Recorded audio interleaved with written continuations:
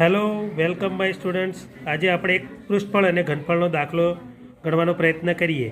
દાખલો 5મો, એક વાસણનું સ્વરૂપ ઊંધા શંકુ જેવું છે। તેની ઊંચાઈ 8 સેન્ટીમીટર અને ઉપરના ખુલ્લા ભાગની ત્રિજ્યા 5 સેન્ટીમીટર છે। તે ઉપરની ધાર સુધી પાણીથી ભરેલું છે। જ્યારે વાસણમાં 0.5 સેન્ટીમીટર ત્રિજ્યાવાળી ધાતુની ગોળીઓ નાખવામાં આવે છે ત્યારે 1/4 જેટલું પાણી બહાર નીકળે છે। તો વાસણમાં નાખેલી ધાતુની ગોળીઓની સંખ્યા શોધો। તો આ દાખલો આપણે ગણવાનો પ્રયત્ન કરીએ છીએ। શંકુ આકારના વાસણની ત્રિજ્યા r બરાબર 5 સેન્ટીમીટર અને શંકુ આકારના વાસણની ઊંચાઈ h બરાબર 8 સેન્ટીમીટર છે। શંકુ આકારના વાસણનું ઘનફળ બરાબર 1/3 પાઈ r સ્ક્વેર h। એ તો સૂત્ર તો તમને આવડે જ છે। હવે 1/3 પાઈ ની જગ્યાએ પાઈ, r ની જગ્યાએ ત્રિજ્યા કેટલી છે? 5 ગુણ્યા 5 ગુણ્યા 8 સેન્ટીમીટર ઊંચાઈ છે।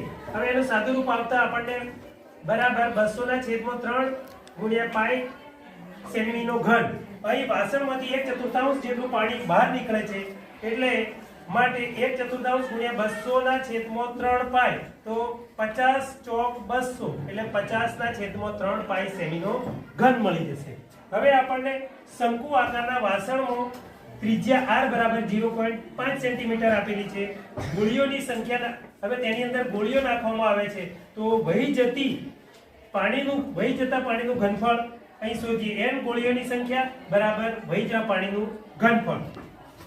n ગોળીઓના ઘનફળનું સૂત્ર 4/3 પાઈ r ઘન બરાબર વહી જતા પાણીનું ઘનફળ તો આપણે જોઈ અહીંયા ગાડી ये મૂકી દઈએ 50/3 પાઈ પાઈ પાઈ પહેલા ઉડી જશે। હવે n ગુણ્યા 4/3 ગુણ્યા 5/10 ગુણ્યા 5/10 ગુણ્યા 5/10 બરાબર 50/3 માટે એને સામે લઈ જઈએ। એને સૂત્રનો કરતા બનાવીએ। n બરાબર 50/3 ગુણ્યા 3 ગુણ્યા 10 ગુણ્યા 10 ગુણ્યા 10/4 ગુણ્યા 5 ગુણ્યા 5 ગુણ્યા 5 એનું સાદું રૂપ આપતા આપણને ગોળીઓની સંખ્યા 100 મળે છે। આમ વાસણમાં ગોળીઓની સંખ્યા 100 મળશે। તો આ રીતે આપણને આ દાખલો ગણી શકાય। તો તમે પ્રેક્ટિસ કરજો અને તમને આવડી જશે। Thank you.